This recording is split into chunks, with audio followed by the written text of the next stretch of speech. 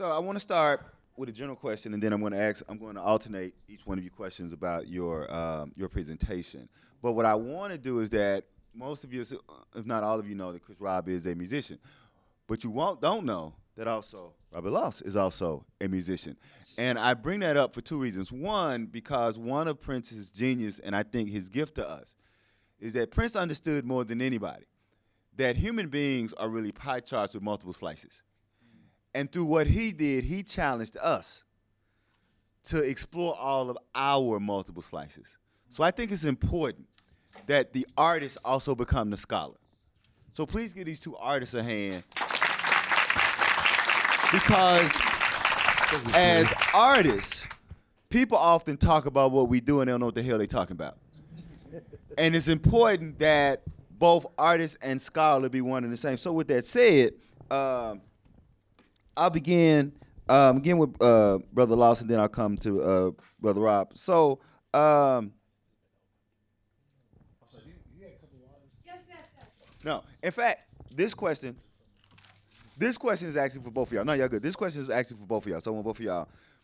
My 14, 15-year-old self, the end of Jungle Love, and I can only say it this way, the end of Jungle Love was the blackest shit I'd ever heard in my life.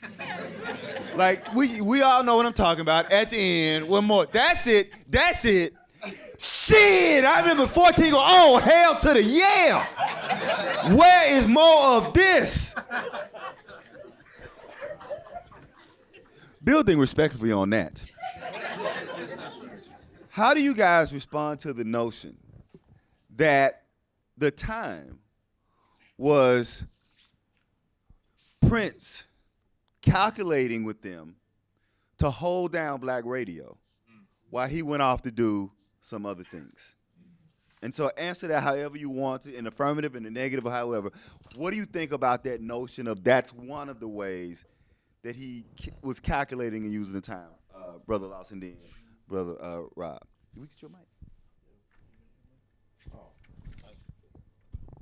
Yeah, I think Prince was savvy, and I think Prince could have multiple ideas for doing something that all like went together. And so I think I would agree that, yeah, I think he did. I don't think he did that just for that reason. I don't think that was the Times' only purpose by any means, but I think he saw that that was a big sort of benefit. I also think that, he continued to be, beloved by black audiences. So I want to be careful that we don't get into the whole thing of, black audiences suddenly, drifted from Prince during 1999. But yeah, I think that's part of it for sure. Yeah. Well, I really feel like, for me, I feel like Prince was, as he was opening his coat, as he was, revealing the other sides of himself, and he was going into more pop sensibility, more, and, go even deeper into the rock roots, that the time for him, he is also a very, very urban guy, right? And very, very loose and very fun. And I feel like he wanted that expression. He wanted to express that and have an outlet for that. That when he wanted to black it up, he could just, make a time record and really just make it extra, extra nasty, extra saucy, which he did, through his other projects as well, but in doses, as opposed to he could just get nasty and greasy with the time. So I really feel like it was more an expression thing. I don't know if it was intentional as far as radio, because I feel like he pretty much was locking his crowd as he went along. He was really building such a cult following and who believed in him. So, and it was a chance to put on his boys and really bring in like the talented cats that he knew growing up that inspired him, that surrounded him. So I feel like it was really like his chance to get that off, and he just went in with it. I think he just also, we have to remember, the music poured out of him, right? Like the ideas and all of these guys that were working together. I mean, there's just so much to work with. Why not get it out there? right? So I'm from Clarksville, Mississippi, so I'm loud all the time. I'm good. They have to tell me to use my inside voice. So, so first question to Brother Loss, and then I'll come back with a different question for you. So, Brother Loss, why do you think it's important? And you've done this on a couple of your brilliant presentations. Why do you think it's important to illuminate Prince as a serious social political lyricist and writer?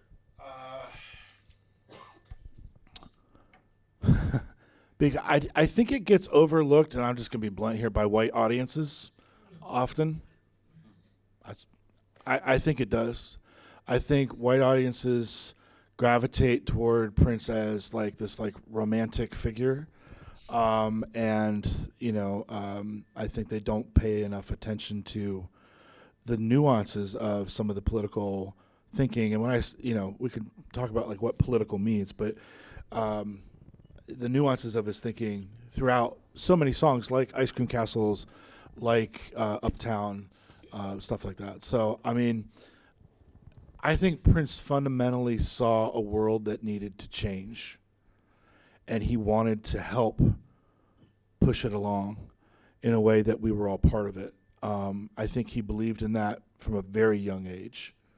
I think he understood what education could do for people, and I think he understood what music could do for people as changes in social forces, changes that brought us into a better world. Utopia is an important idea for his music pretty early on. I mentioned that about Uptown, right? Uptown is kind of code for this like utopia of plurality and democracy, that everybody belongs, and you don't have to give up anything of who you are. You can be yourself. And I think that's just a fundamental idea with Prince. And like anybody else, it changes and it evolves, and it's not always super consistent, but he was a human being, you know? And I think he cared very much about our society. So I'm going to put you on the spot here because your presentation was so brilliant. Thinking in terms of musical phrasing and musical movements, what is the difference between having a signature sound versus simply repeating oneself? How do you differentiate between them? Wow, that's such a great question. I've been asking myself that.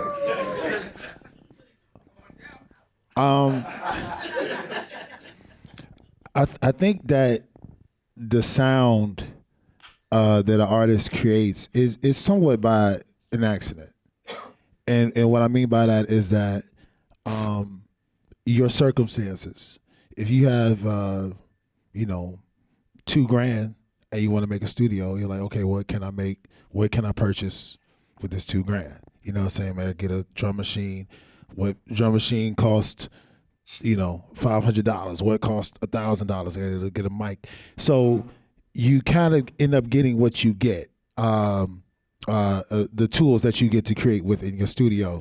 So, and that could come anyway. You could just, you could end up with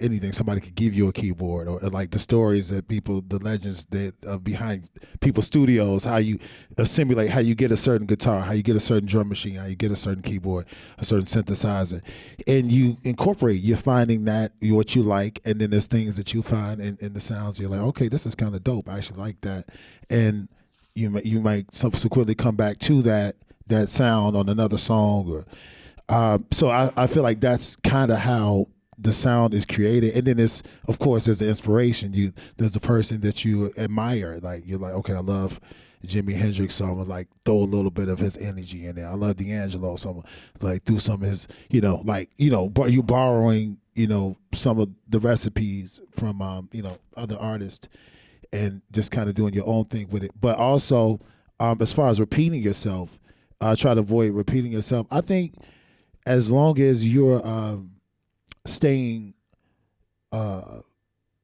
current with what's going on, if you're kind of listening, I feel like there's always, you're listening to what's around you, because there's inspiration from the past, and then you get new inspiration.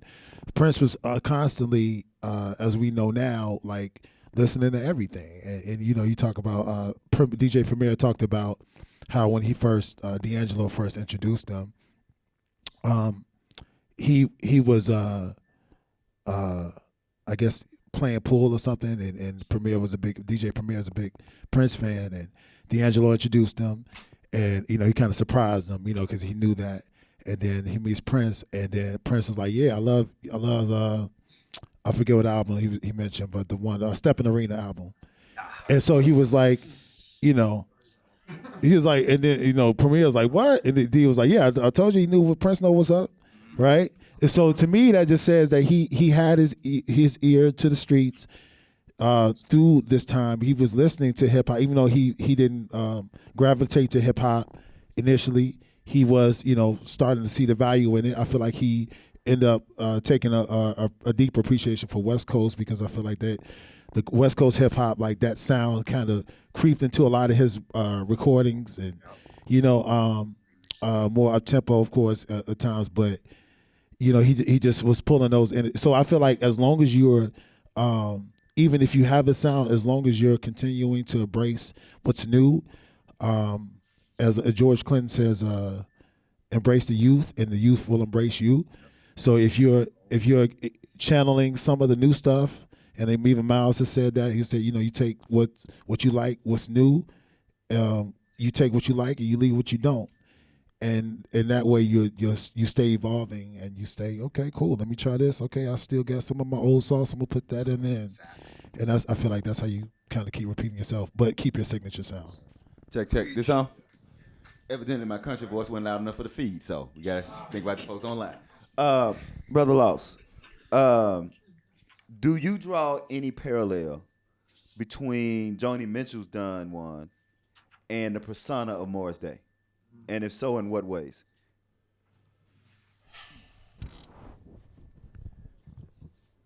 Oh man, he's asking good questions. Like, right? These are thinkers. Yeah, I mean, I think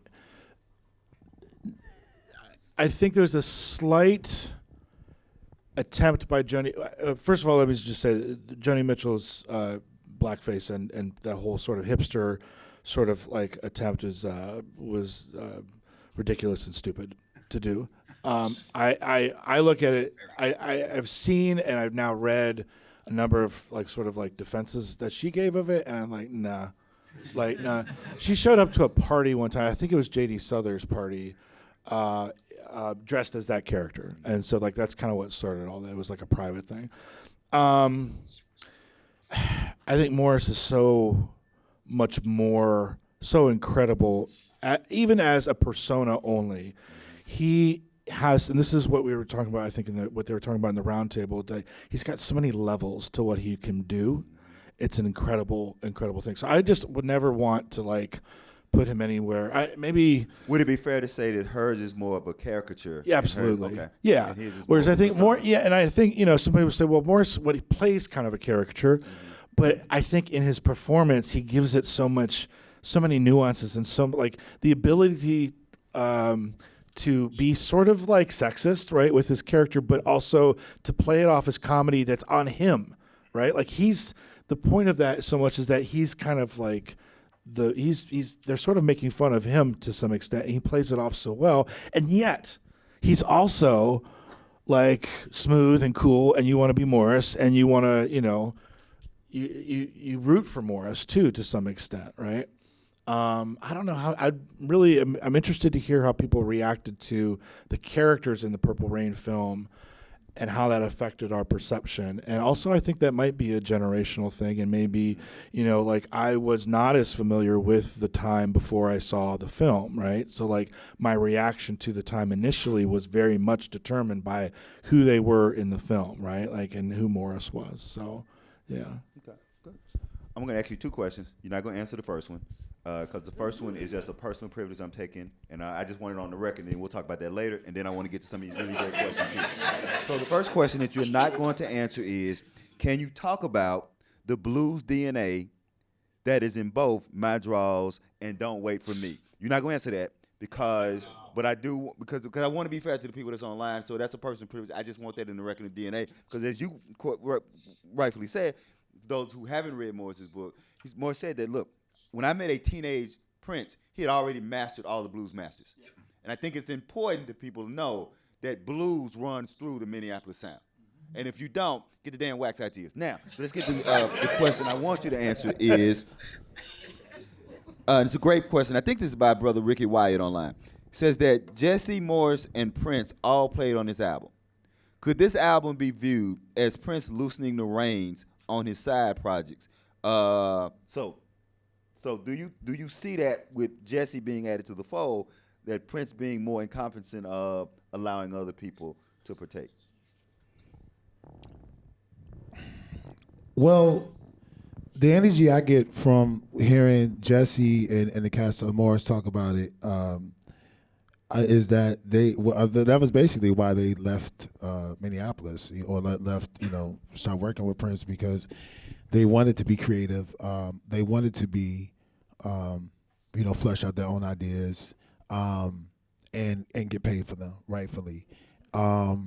They were obviously, getting it in with Prince and the recorders, but if you look at it, most of the cast that really worked the closest, from Jimmy Jam to Terry Lewis and everybody, I really felt like if that was starting to happen, they would have been around longer. But everybody kind of made a break around that time. That's right, 83, 84, obviously Jam and Lewis were fired, but thank God, because they were able to just jump on their path and be brilliant. And then same with Morris. Morris left, Jesse left. They wanted, I really feel like if they felt that was going to happen, or that those ranks were loosening, that you would have saw more. I mean, why would you want to leave that world? I mean, this is this beautiful world where everybody is just just enamored with Purple Rain and the purple universe and what's going on, and you are disconnected from that. And also, Jesse speaks about when he left, he said that when you left Prince's world, you kind of had to sacrifice something. You sacrificed publishing, you sacrificed credit. So yeah, I don't really feel like it was loosening like that, because I feel like they would have been more willing to endure more time with him, if so. Yeah. So thank you for that, Brother Loss. Question from online, and I'm almost certain that this is from Professor Camila Cummins, who, if you don't know, she be bringing the receipts. So it's about to be a hard-ass question. So says that, what do you think of Joni Mitchell saying in 1991 that she didn't think of Prince as an innovator because, in her observation, he didn't change music? I'm getting all these hard questions. Can I talk about chords? There you go. Let's talk about different kinds of musical instruments, man. Because I did want to say, because I do think, like, people don't always realize musicians have really strong opinions about musical instruments. Mm-hmm. And not just, like, the kind of a car, like, oh, I really love Telecasters, but, like, this Telecaster, right? Or this, what was the guitar that he had that was a Telecaster? Hoffner. What was it? Hoffman, right? Thank you. Anyway, okay, so to this question, I disagree with Joni Mitchell. I wrote a book called Nothing Has Been Done Before. That's about, like, newness and music, and how we think of it and how that's changed in this new century that we're in, new millennium that we're in. I think that what she says actually gets to some of the things I talk about in that book. So thank you for the tie-in. Thank you, Professor Cummings. Thank you. I think he fundamentally changed things, first of all. I don't think you are not an innovator if you don't change things in the way that I think she means that. Yes, Prince obviously drew from a tradition, and my sense is that she's sticking to a kind of like originalist definition of what innovation is like this never had been in existence before. But that's not actually how history works, right? Like it is extremely rare to find things that just spring up out of nowhere. And so I think, Prince definitely had a strong sense of tradition, and the risk of severing him from those traditions is severing him partly from his blackness. At the same time, because that's happened a lot, right? in the press and in different people that have talked about him.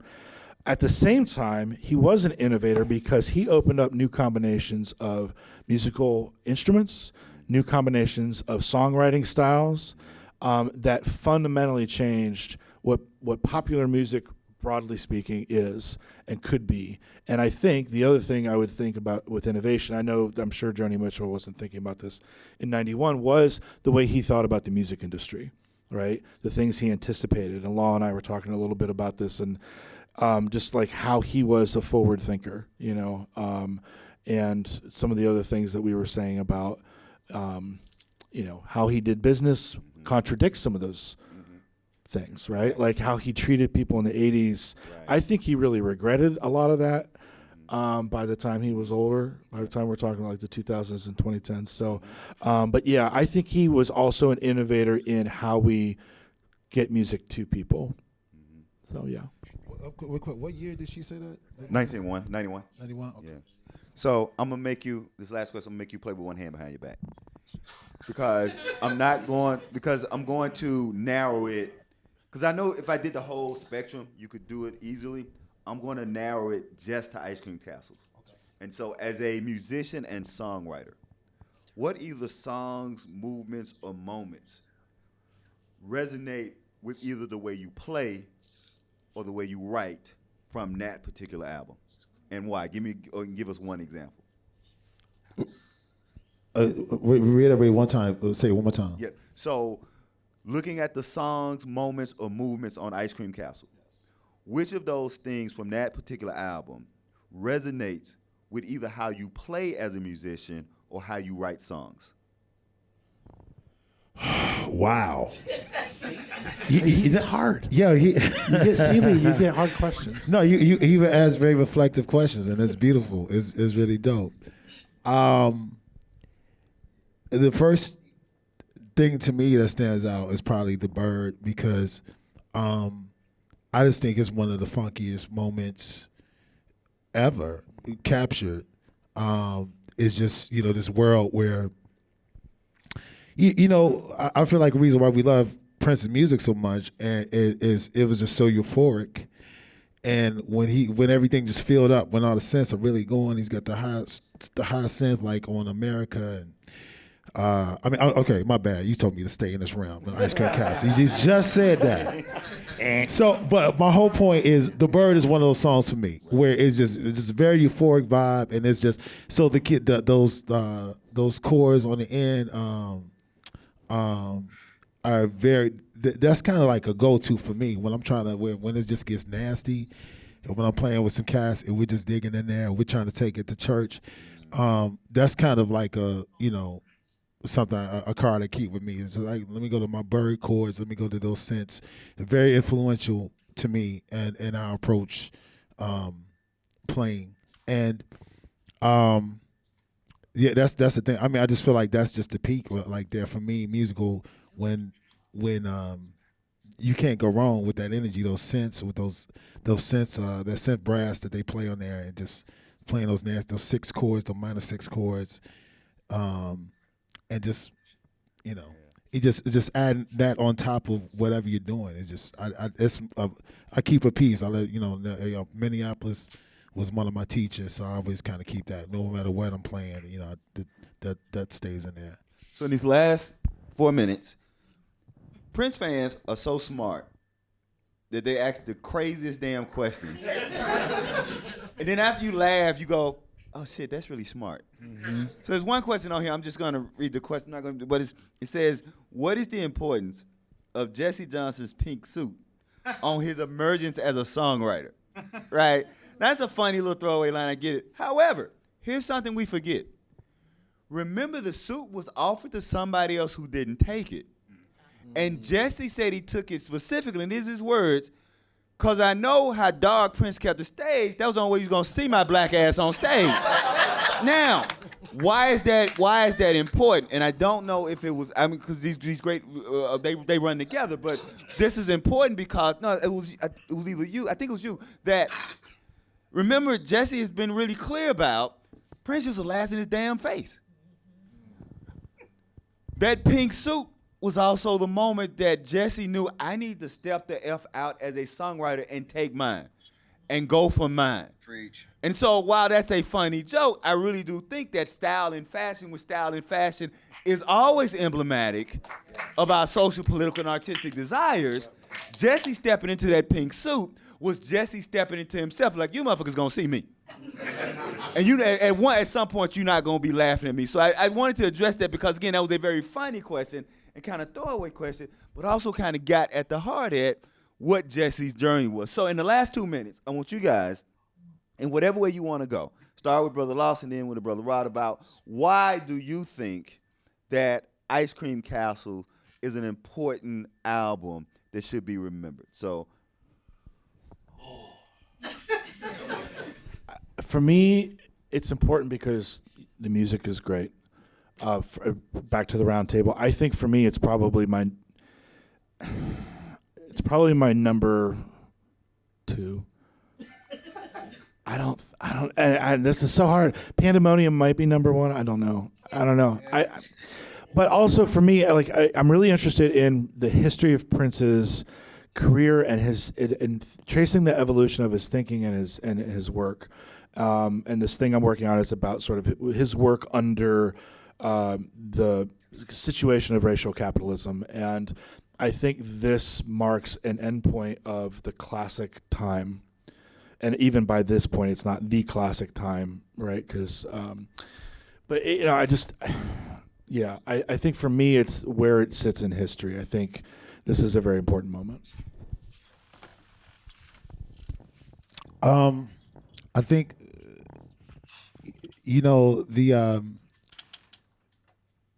this project is just essential. What's wild about the whole theme of Purple Rain is if you really think about it, you're watching this thing where this guy is like he's so intense. He creates a battle of bands between himself, his personalities on screen. Yeah.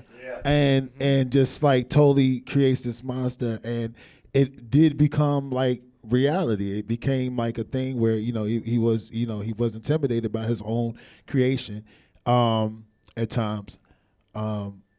So you get to really see this competition in real life between the albums and the Purple Rain. You don't even get the Bird and Jungle Up on you got to go over here. You got to go see them play. You got to go see the Time.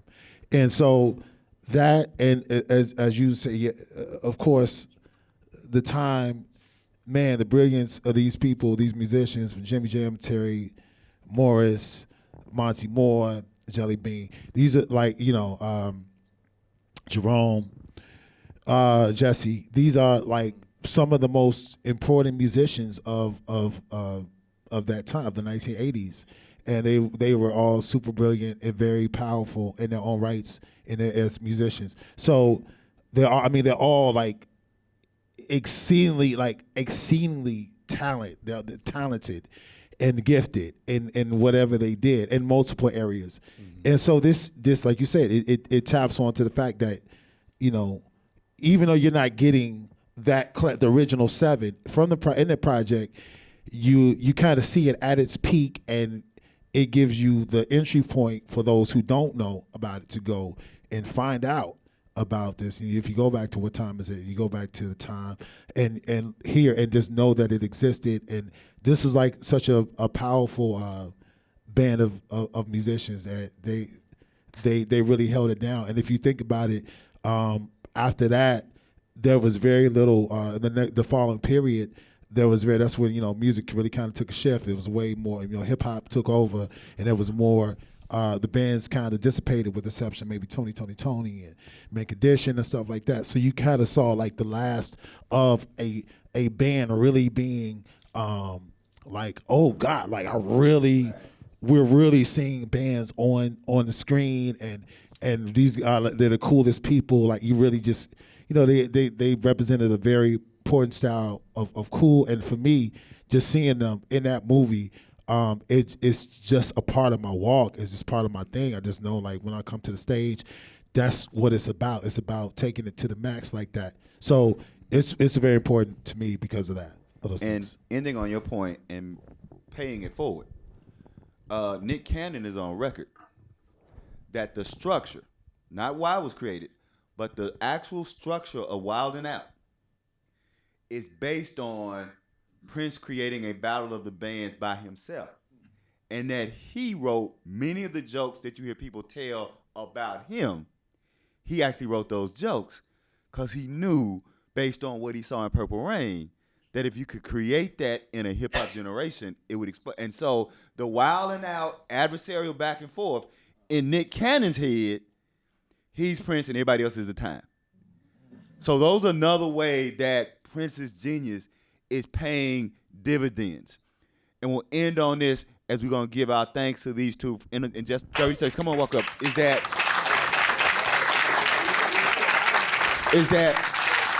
I always like to end on SNCC, the Student Nonviolent Coordinating Committee, and then those guys went and founded Southern Echo.